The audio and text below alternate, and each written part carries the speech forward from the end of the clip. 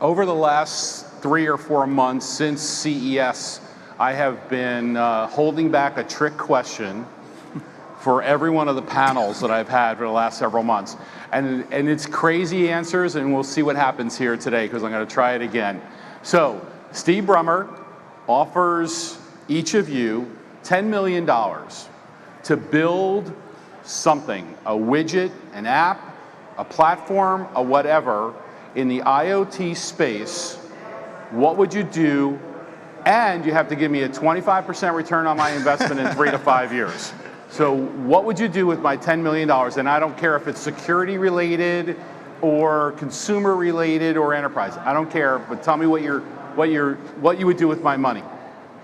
Giving it back to me, because I got a wife and kids that need my money back. Come on, Mahesh.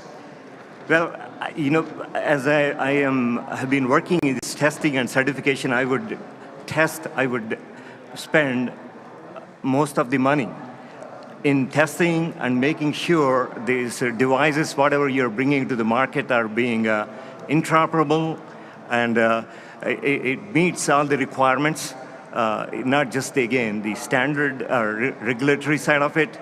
So, and then, of course, right from the design stage, make sure those things are, the guidelines are followed, engage the experts from the beginning using this $10 million to make sure at every stage these guidelines are being implemented, so which makes it easy to time to market. Okay. Shane? Well, if I had a very good idea, I wouldn't tell you about it for a start anyway. You know, I knew there had to be a smart answer back to me. Some particular. It figures you would. Go ahead. Come on. But, you know, if I was to focus that, channel your money somewhere, it would certainly be in the connected car space. Okay. Because that is the fastest growing area of IoT, and certainly in terms of the highest returns. But one of the hardest ones, because the car manufacturers are dominating that space, right? So. Absolutely. But if it was such a very good idea, I'm sure we could work out something with them. I like that. John? Yeah, I would probably look at some form of security that can support a IoT's vendor's back-end data collection and protect that data across continents, across from a network standpoint, geolocation, because one of the challenges is all these countries are coming up with different laws and around the privacy of their data and their customers. So something that can bridge all of that and be able to take it a global look and global protection of data as it goes. Because with IoT, you know, my data could be in anywhere in the world, depending on where that manufacturer is, right? Yep. Okay. That could be a problem. Paul? Yeah, so what would I do with... You're not going to tell me I'm $10 million? I'm investing $10 million?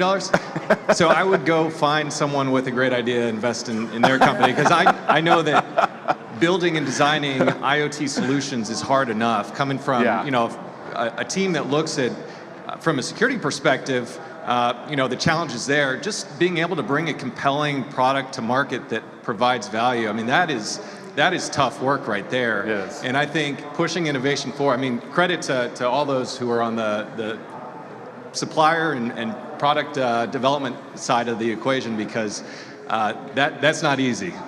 And now you know why I've been on a roll asking that question, because these are the kind of answers I get from there. And my last thing for the audience, because we are over and we're going into a break. So what was the first wireless data transmission in the history of the world? In the history of the world. Sir,